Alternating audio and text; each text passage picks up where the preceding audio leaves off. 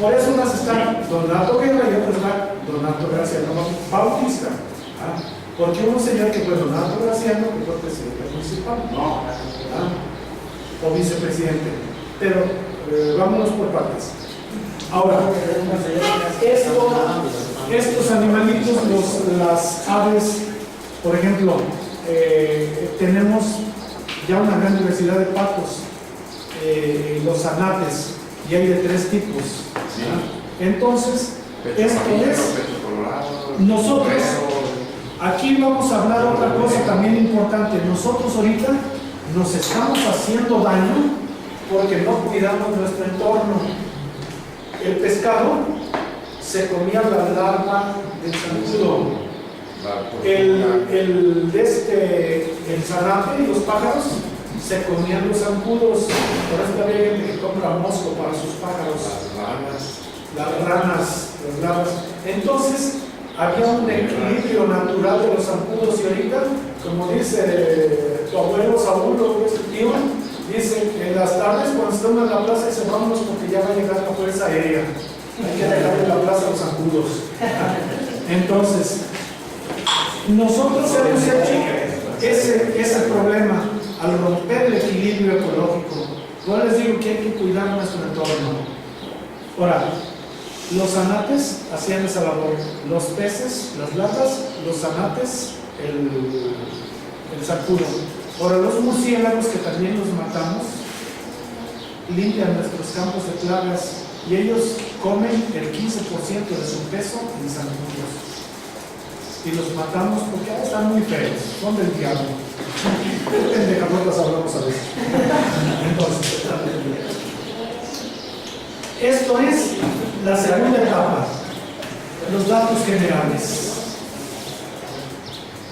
Sin comentarios. Y vamos, porque se trata de esto, de que hagamos esto dinámico, de que nadie se quede con dudas, de que alguien conozca algo, lo comparta. Yo todo esto que tengo lo he recibido, como les digo, de gentes que me han tenido la confianza.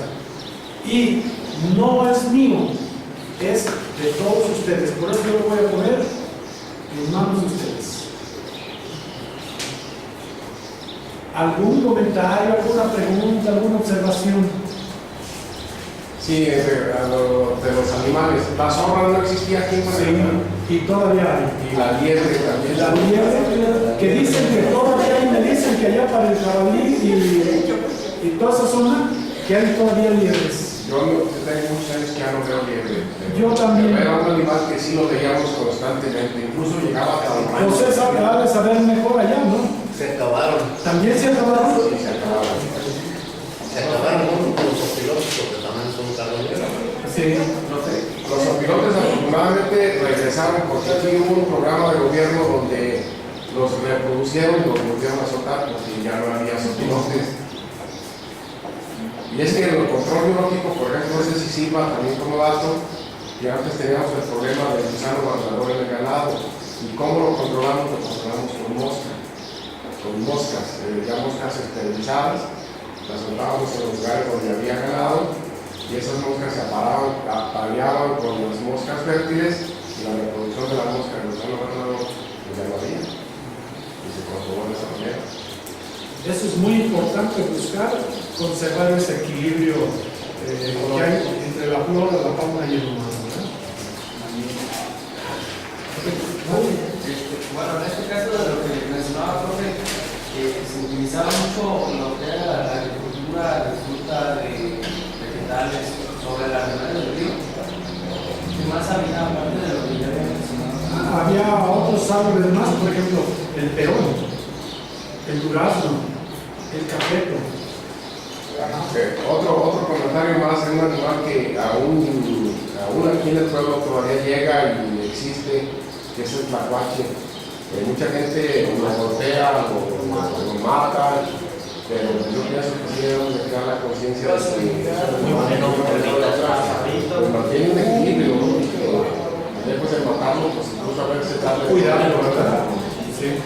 También los proveedores de que los matan. Sí. Y como dice Agustín, todavía hay aquí en la población, allí enfrente de donde yo vivo, ahí con el farol, Sí, hay a veces salen hasta chiquitos, sí. como que ahí tienen crías. Y labor todavía tiene un conejo que se le encontró en el cerro y ahí lo tenía en su Lo casa. adoptó. ¿Mande? Lo adoptó. Sí. Entonces sí hay todavía los animales. Es muy importante no quebrantar esa convivencia con el ambiente y con la fauna, porque a raíz de eso se provocan muchas enfermedades de tipo zoonótica, que por cuestiones de que los animales son carroñeros, la propagación de las heces fecales también de la misma carroña no se propaga por el aire y eso provoca enfermedades respiratorias, y por eso estamos quebrantando eso. Notablemente o no, se empiezan a hacer brotes de ciertas enfermedades aquí, porque he estado desarrollando varias investigaciones en torno a las enfermedades ya endémicas que se hicieron propias de este municipio, y se empiezan a ver brotes de estas enfermedades que no había, sino que ya se están haciendo propias de este municipio, ya sea por un quebrantamiento del ambiente o también por el mismo río que causa. Qué buena observación, muy buena, y hay que tomarlo en cuenta para pues, cuidarnos nosotros, cuidar nuestro ambiente y cuidar nuestra salud, ¿verdad? Bueno, pasamos al siguiente tema.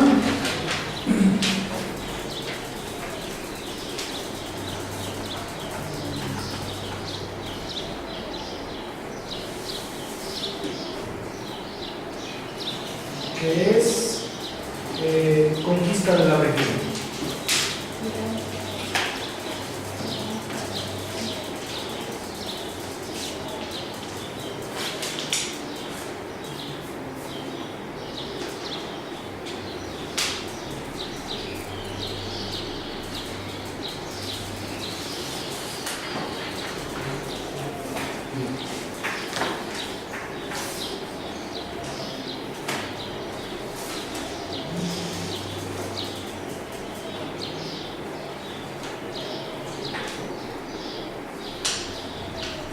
¿Qué les parece? Hay otro tema que me gustaría tocar antes de este para poderlo entender mejor. Vamos cambiando ahí la secuencia. Pónganle ahí la tierra elegida. Vamos poniéndolo como tema ese, la tierra elegida. Vamos a ver ahora nuestras raíces.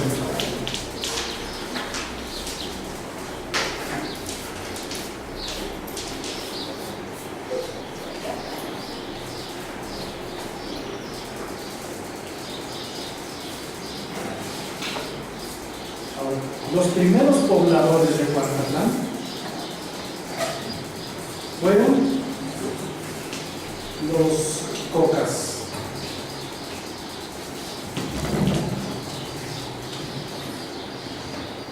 Y en las márgenes de la barranca fueron los cascanes.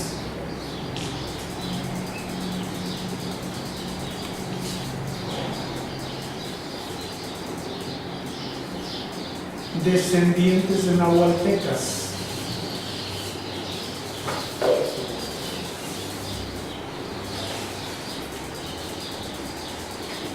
¿Descendientes de qué? De nahualtecas. O sea, con el nombre despectivo de chichimecas.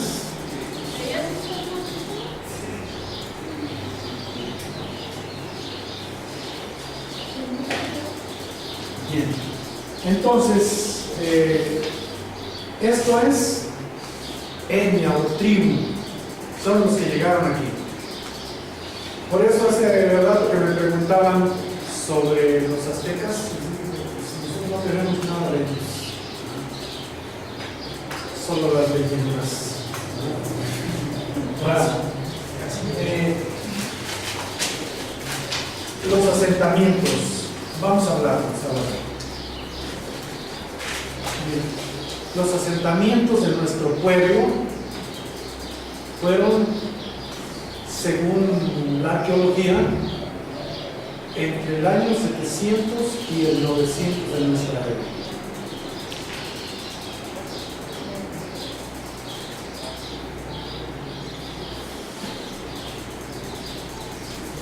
Hay 3 lugares plenamente confirmados para ello. Uno es en las confluencias de las calles Herrera y Cayo Sur y prolongación de Independencia, poco después de la calle Arenal. Es lugar específico del Kinder de Tlateposco, toda esa zona.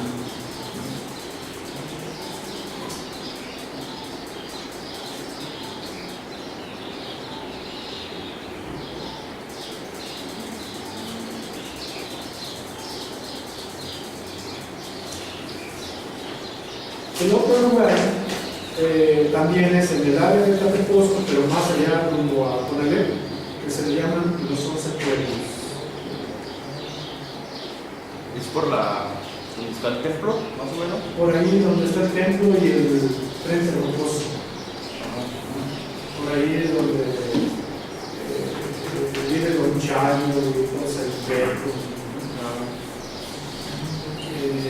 Y el tercer lugar es aquí arribita de donde está la cruz misionera, que se le llama La Miseria, a un ladito de donde está el barrio de La Miseria.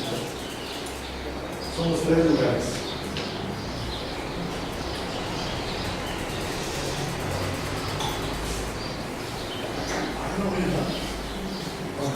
El río era muy caudaloso,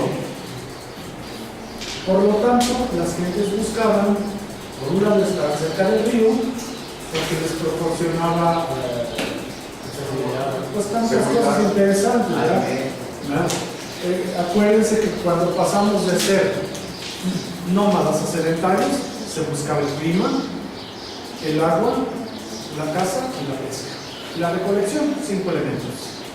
Entonces, aquí en Guanacatlán no fue la excepción. Como muchas de las grandes poblaciones, Guanacatlán también se acercó como tierra prometida a las márgenes del río. El río era muy caudaloso. El flujo que llevaba eran 2 pies por segundo. Por eso algunos se metían a nadar por aquí en el Paso Viejo y allá los iban a sacar en Puente Grande. Entonces, era muy caudaloso. ¿Cuánto dijo, profe, que era? 2 pies por segundo. Sus dimensiones, podemos decir que abarcaban los que ya tenemos de 40 para arriba hasta la calle Progreso de Guanacatlán. O sea, del Malecón 2 cuadras enseguida. Está Malecón, Donato Guerra y Progreso. Y Progreso. Hasta ahí llegaba el río. Hasta la justicia. Sí, hasta ahí llegaba. Por eso las casas que están allí en ese barrio de la playa, este barrio de la playa lo fundó el padre Michel en 1901, tienen una especie de murito en las puertas que parece que es una ventana. Es para que no se les metiese el agua. Entonces, por eso tienen eso, esa protección. Entonces, en tiempo de estiaje, la gente se acercaba al río, que era en Tlateposco o en los 11 pueblos. Pero en tiempos que venían las crecientes del río, se iban al barrio de La Miseria. ¿Cuáles eran los De hecho, el río subía hasta el kinder de Tlateposco. ¿No entiendes? El kinder de Tlateposco subía al río. Sí, por eso estamos a esa acá. calle hasta acá muy arriba. Sí, ahora, yo les hablé de embalses de agua. Hay algunos que no todos los más jóvenes lo conocieron, que le llamábamos los llanitos o los esteros. Rancho Nuevo, ex Hacienda, y acá por el lado de Salto, la Azucena. Gracias a Por eso era el muelle. Por eso el muelle. No, en plan de broma, ves a los muchachos de la escuela, a los que vienen de la Azucena, les dio posición anfibios. Porque en tiempo de aguas a los chicos se enseñan a nadar y en tiempo de secas a caminar. Oiga, profe, no somos amigos, de bueno viven en la iglesia del Santo. Entonces, porque todo eso es un embalse de agua. Los reguladores térmicos que nosotros nos estamos acabando. Así como se acabó la laguna de Zacuara. Chapala pierde, fíjense bien, un centímetro y medio cada tercer día de agua por extracción y evaporación. laguna llegó a ser muy profunda, tengo entendido que alcanzó los 40, 50 metros, ahorita nos quedan 7 de espejo. Por Asolve, aguas. ¿Cuál? La laguna de Chapala. Corazón de que, y aparte porque le va probando también es fácil. Sí. Entonces, esto es lo que nos decía él, que hay que tener cuidado con lo que estamos haciendo porque nosotros mismos nos estamos destruyendo. Ahí está la conciencia que hay que formar. Ahora,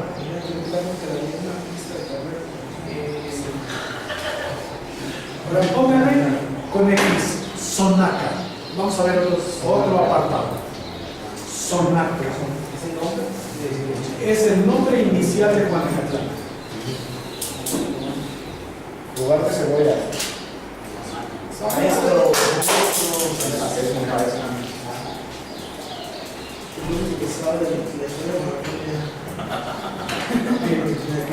Dicen, durante la época prehispánica, o sea, antes de la llegada de los españoles,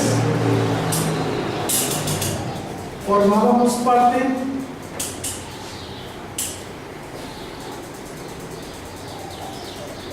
del reino de Tololotlán. Sí, es en Puente Grande, ¿no? No, ahí es Tololotlán. ¿Verdad? Sí. Feudalato de Tonalá.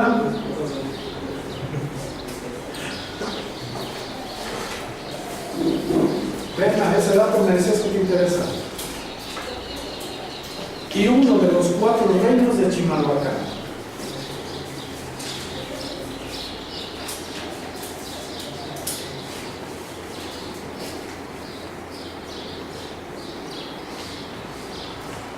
De Chilo, ¿qué?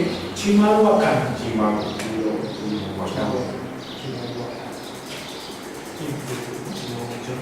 Ahí están ahora las formas de gobierno. Tenemos el primer punto, reino. Porque ahí se dice que quien gobernaba era la reina Chihualpili. Tenía 2 nombres, ahorita les doy el otro, pero vamos con el primero. Chihualpili se escribe. Ajá. Claro, yo a veces la pronunciación es igual, Sí. Ahora, ahí tenemos el primer punto, feudalato. Feudalato, estamos hablando de los grandes terratenientes, de las grandes extensiones de tierra. Soy dueño de bienes y vidas. Feudal. Feudalato de Tonalá. ¿Hasta dónde es tu terreno? Lo que alcanza en vista. Y uno de los 4 reinos de Chimalhuacán, hagan de cuenta las pequeñas fracciones.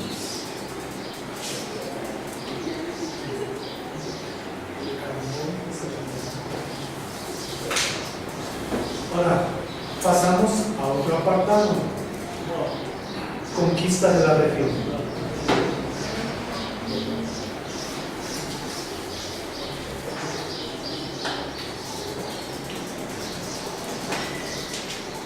Esta la hizo Nuño Beltrán de Guzmán, como bien lo había dicho alguien ya por aquí.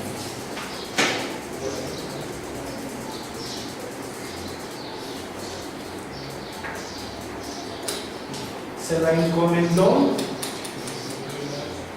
al capitán Pedro Almídez Chirinos.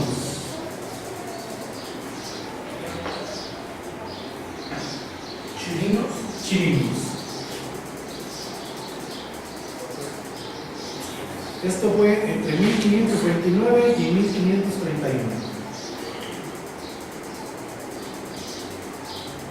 Ahí tenemos nuestro éxodo en Juanacatlán.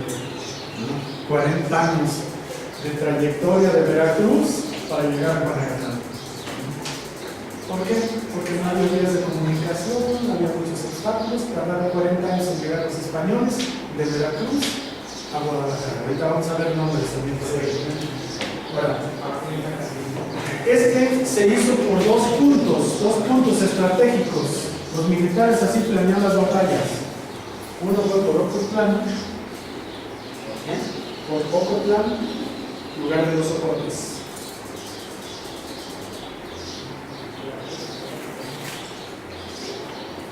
Y por el Cerro de la Reina, que es el que está aquí en San Martín de las Flores.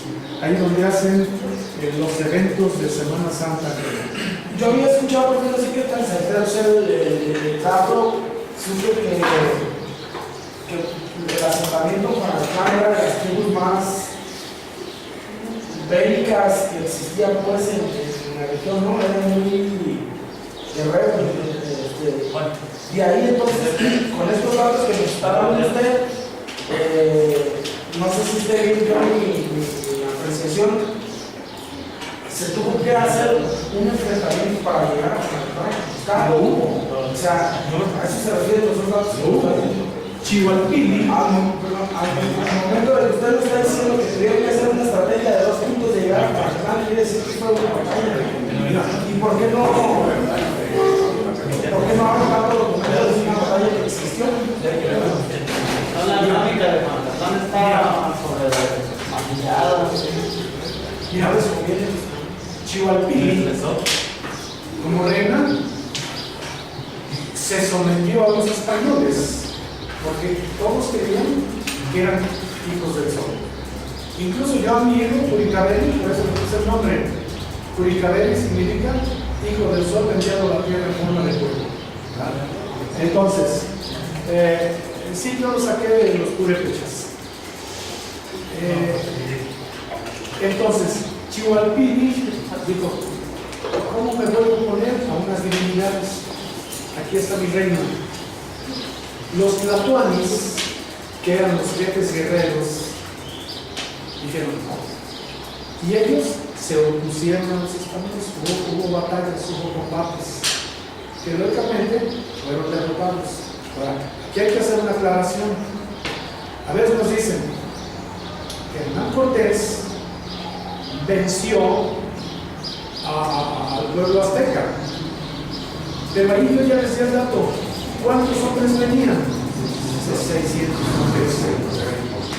Entonces, ¿cómo es posible que 600 hombres venzan a 500,000 de guerreros o caballeros tigre y águila que estaban al servicio de Moctezuma?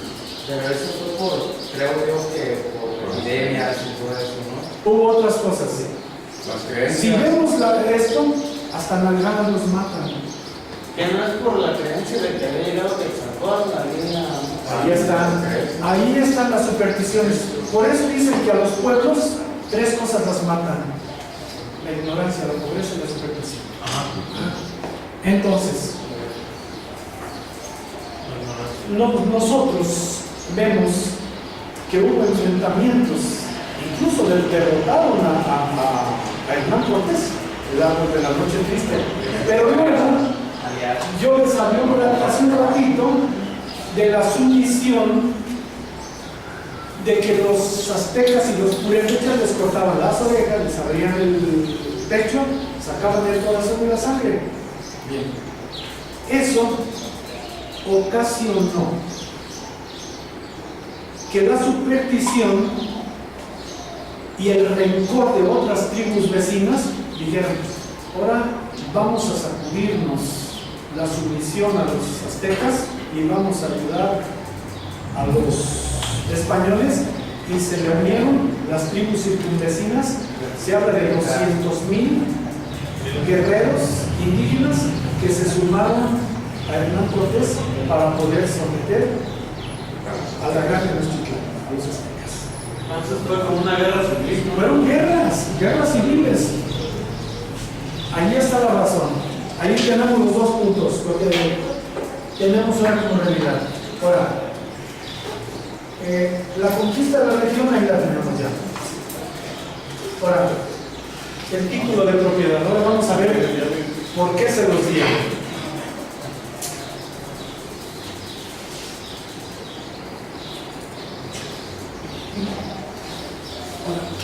El poblado de Juanacatlán fue dado por enmienda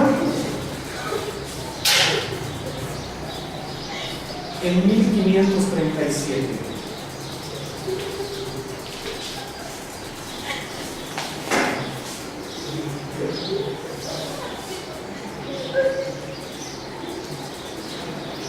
Se lo dio Cristóbal de Oñate a Juan de Saldívar. Ya les dije lo que era una encomienda. de Oñate. ¿A quién? A Juan Saldívar.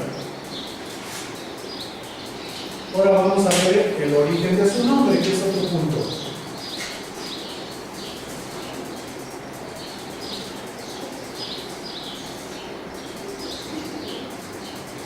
Ahí tenemos Sonacá. Y tenemos 4 versiones. Una es un vocablo náhuatl que es Sonaca.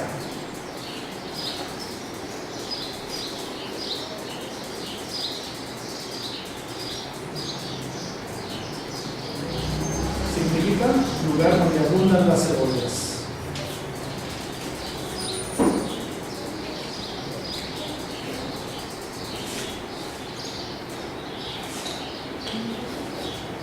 Lugar donde abundan las cebollas.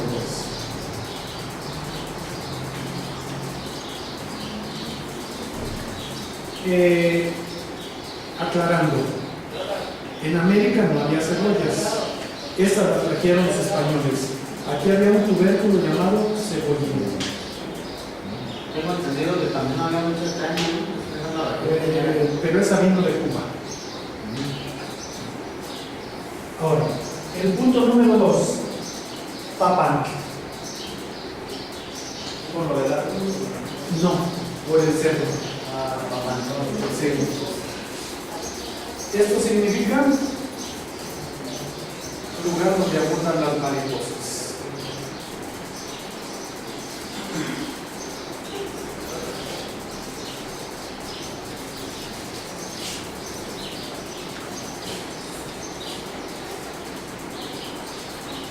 Todavía ustedes vean, por ejemplo, donde hay humedad, cuántas mariposas van ahí en el campo.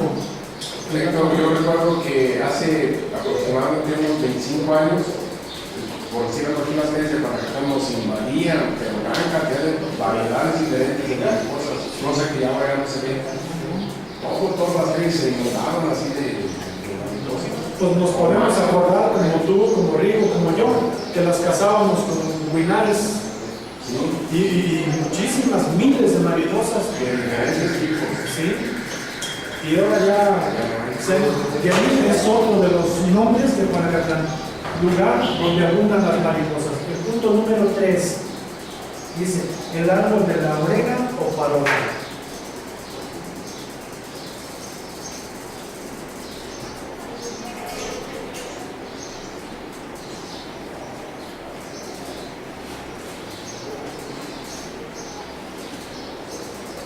Esta versión la daba un historiador, un gran amigo, desafortunadamente ya murió, aquí vivía en el barrio de San Andrés, José Muro Ríos. Gentes de Apozón, Zacatecas, pero conocía muy bien nuestra historia. Salud. Salud. Gracias. Él es el que nos da esa tercera versión. Y la cuarta,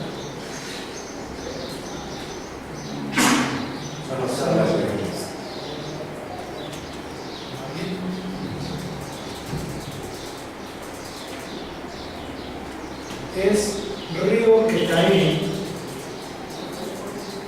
entre campos de caña.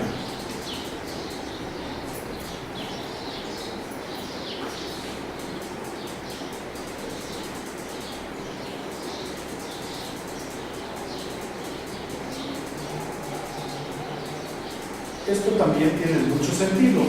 Por esto,